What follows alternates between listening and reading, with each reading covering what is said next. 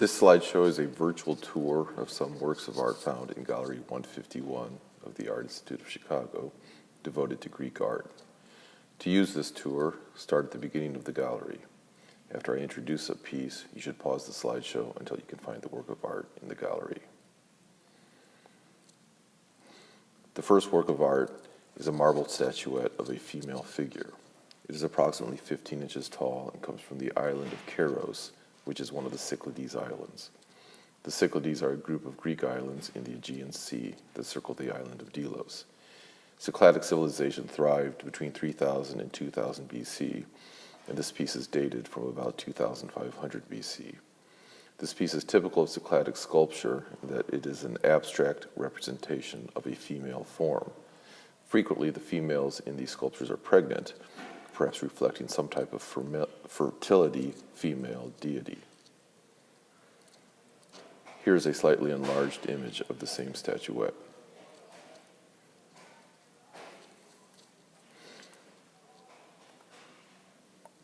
Our next piece is dated at around 3000 BC. It is a copper statuette of a striding figure. It comes from Mesopotamia, the region between the Tigris and Euphrates rivers in modern-day Iraq, which is considered to be the cradle of civilization and had considerable influence on later Greek civilization. This piece is only about 7 inches tall. It is cast in copper and executed with great detail and sophistication. The figure is muscular and bearded. Its headdress consists of a goat horns and ears. He is wearing the skin of a bird of prey around his shoulders, as well as a belt. He is also wearing ankle boots with long curved toes. The statuette is thought to represent a supernatural being that served as an intermediary between the physical world and the supernatural world. Here is another angle of the same statuette. Notice the intensity of his stance, as well as his eyes, which are inlaid with shells or stones. Here is a detail of the ankle boots with the long curved toes. The next piece is a terracotta female figure. The term terracotta means burnt earth, and it refers to a type of clay ceramic that is porous.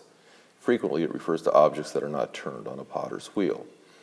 This terracotta figurine comes from the mainland Greece and was made during the Mycenaean period, sometime between the 15th and 13th centuries BC. This was the time of the Trojan War, and the term Mycenaean refers to the home of King Agamemnon, who led the Greek attack against Troy. This figurine, which is less than 5 inches tall, most likely represents some type of female divinity. This figurine is referred to as a phi figurine because its shape resembles that of the Greek letter phi, circular in the middle with a vertical line passing through the middle. Typical of this type of figurine, the goddesses are represented with circular bodies, small breasts, pinched faces, and barely perceptible arms toward the bottom of the circles. It is painted with wavy lines on the body, perhaps indicating the folds of a gown, while the painted line where her legs would be perhaps indicates the pleats of a skirt. Next, we have a pair of bronze griffin protomes. The term protome refers to a decorative attachment to huge bronze vessels. The attachment in the shape of a frontal view of a human or animal head. These protomes most likely come from the Greek island of Samos, and they are dated from around the 7th to 6th centuries BC, during what is known as the Orientalizing period of Greek art. These bronze griffins are approximately 8 inches tall, and they would have been attached to the shoulders of large bronze vessels. A griffin is a mythical creature with the body, tail, and back legs of a lion, and the head and wings of an eagle, and having the eagle's talons as its front feet. Some scholars believe that ancient Greek travelers may have encountered Central Asian nomads who had themselves come across the fossilized remains of beaked and horned dinosaurs located in fields of gold. Unaware of the paleontological past of these fossils, these nomads created stories about the protective function of these creatures, and these stories were adopted into Greek mythology. Here's a close-up of one of the bronze griffins. As you can see, the piece is intended to represent the fearful and protective nature of these creatures. Notice how the head is held erect, which represents the vigilance of the griffin as a protector. The ears are also erect, as if they were swords, and the hooked beak is open wide, as if it is screaming a warning at an intruder. Its tongue comes up out of the lower mouth like a claw. Also notice the rod on its head, which holds a knob, and then a spike on top of that. This is a typical feature of representations of griffins, and would also serve to emphasize the fierce nature of the creature. This image is enlarged even more so as to give a more detailed look at the claw-like tongue. Our next piece is a terracotta Greek pyxis. It comes from Athens and was made during the geometric period of Greek art, approximately 750 BC. It is approximately 11 inches tall and 14 inches in diameter. A pyxis is a circular box used to hold cosmetics, jewelry, trinkets, or other personal items. Its surface decoration is reflective of the geometric period of Greek art, with precise and mathematical style of painted designs. Similarly, the 4 horses on the handle of the lid are typical of geometric style, with cylindrical bodies, short flat necks, tubular heads, and otherwise flat forms. During the geometric period, Greece was emerging from a long period of economic and cultural decline. As cities were emerging and cultural institutions such as the Olympic Games were developing.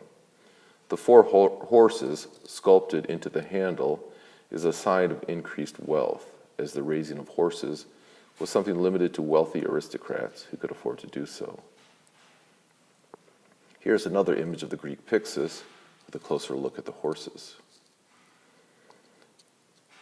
And here's another image of the pyxis taken in the actual light of the museum. Our next piece is another example of a Greek pyxis, or container for personal items. This pyxis comes from the Greek city of Corinth and was made around 575 BC. It is about 5 inches tall and is painted in what is known as the black figure technique.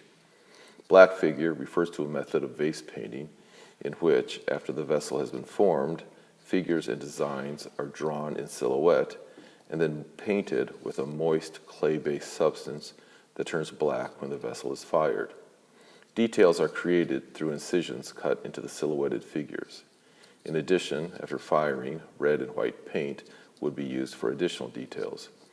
This container is painted by an artist known as the ampersand painter, whose trademark was to shape the tail of a sphinx into long and curved shape similar to an ampersand.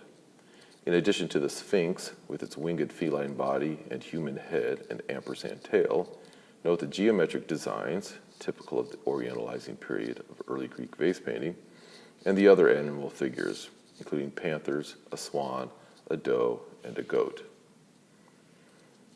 And here is a detail of the sphinx with its ampersand tail, and here's a detail of one of the panthers. And here's a picture of the ampersand pyxis in the light of the museum. Our next piece is called an amphora, which was a vessel used to store and transport wine or olives. They were also used as prizes for victors in athletic games such as the Olympics Games.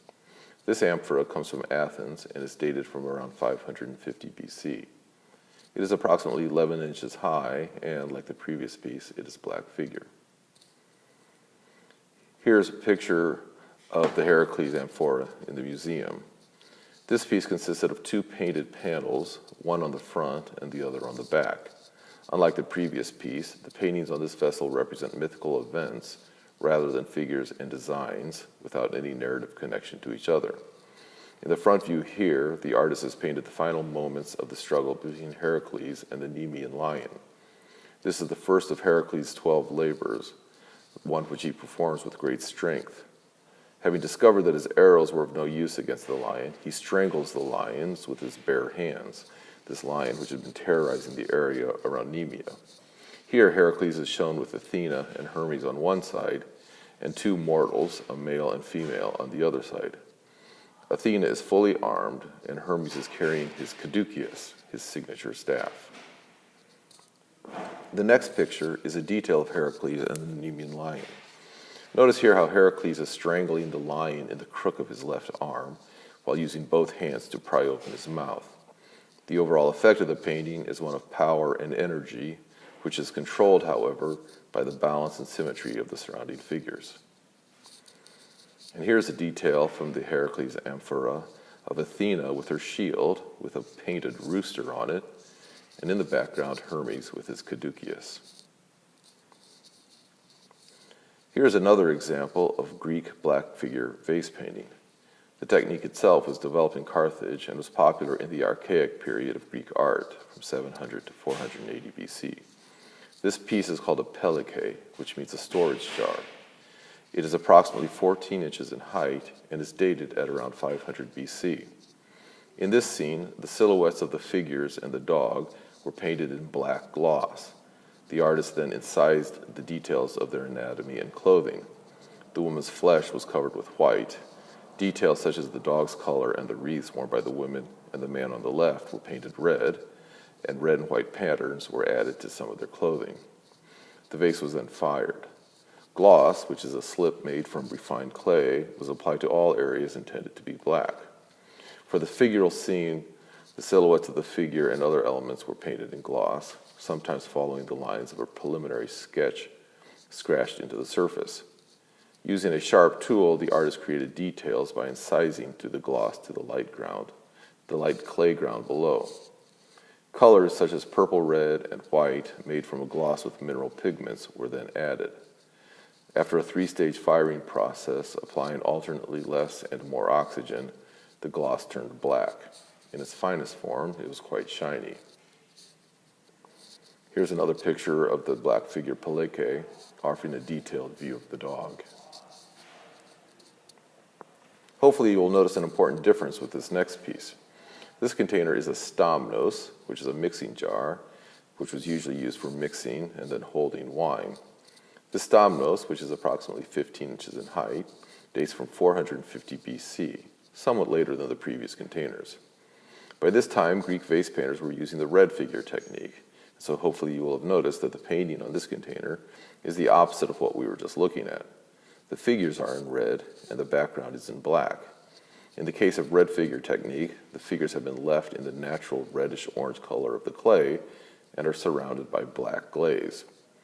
The artist of this container is known as the Chicago painter, based on this vessel which the Art Institute acquired in 1889. This is the first work to be identified by the so-called Chicago painter. He was active in the middle of the 5th century BC, when democracy, economic prosperity, and civilization were flourishing in Greece. Here's a picture of the red figure stamnos taken within the museum. You can notice that it has a wide mouth for ease of mixing. Note also the pair of side handles that allows for a front and back decorative field of equal size. Another important feature of the stamnos is that it retains its lid, unlike most Greek vessels, for which the lids are long lost. This vessel has been described as refined and graceful, representing the finest achievement of red figure pottery. And here's a more detailed view of the red figure stamnos. The women represented in the painting are most likely maenads, who were female followers of the god Dionysus. Frequently, in art and literature, maenads are depicted as frenzied and energetic, but here, in a manner typical of the style of the Chicago painter, the women convey calmness, elegance, and quiet reflection. The Chicago painter worked during the time of the building of the Parthenon, and the calmness and serenity of this painting reflect the influence of the Parthenon. In this detailed view, it appears as if one of the maenads is about to place a wreath around a stamnos, similar to this one. Between the two figures is a table with a wine cup and an apple. In the next image, we are able to see a third maenad who holds a thresos, which is a Dionysian ritual staff topped by something that looks like a pine cone. The last piece that I will discuss is a crater that was used to mix wine and water. This style of crater is known as a bell crater, so named because of its resemblance to an inverted bell. This is an Athenian red figure crater from 450 BC. It is approximately 15 inches in height, and the diameter of its mouth is also about 15 inches wide. The front side of the crater depicts Achilles, the Greek hero who was considered the greatest Greek warrior of the Trojan War, at home with his mother, the sea nymph Thetis, and Thetis' father, the sea god Nereus. In this picture, we can see Achilles seated and holding a spear with his mother in front of him, pouring a libation from a vessel known as an oinoike.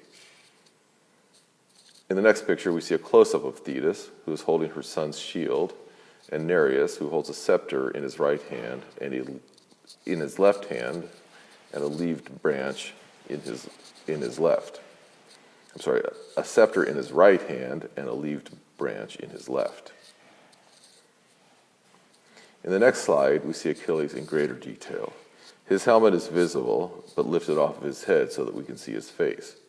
He is still holding onto his spear with his left hand, and in his right hand he holds a large decorated libation dish into which his mother is pouring a libation. Behind Achilles, another Nereid is standing, holding a long garland which he is about to drape over him. Our next slide shows a more detailed image of Thetis pouring the libation. Notice also the architectural detail of the Doric column next to Achilles. Note also Achilles' shin guards, or greaves, sitting on a shelf behind him.